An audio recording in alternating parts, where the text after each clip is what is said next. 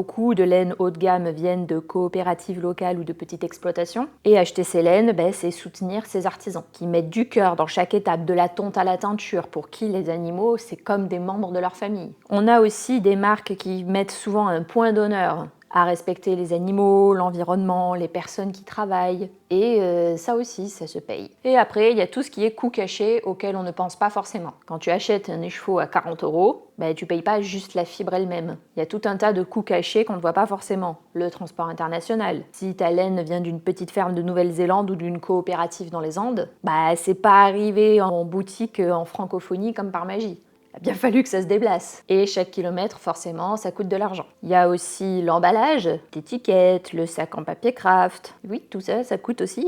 Et enfin, il y a la rareté, le fait qu'elle soit produite en toute petite quantité, ce qui les rend du coup extrêmement précieuses. Et tout ce qui est rare coûte cher. Alors, est-ce que c'est justifié? Comme tout, parfois oui, parfois non. Mon meilleur conseil, tu sais ce que c'est? C'est de faire des recherches, de lire des avis, de demander à toucher la laine avant d'acheter, si c'est possible, d'essayer d'en savoir plus sur la transparence de la marque, si c'est possible. Et au final, le plus important, c'est que tu sois satisfait ou satisfaite de ton achat de laine, en fait. Que tu prennes une laine pas chère ou une laine chère, on s'en fiche un petit peu, le plus important, c'est que ça taille, en fait, ça te convienne.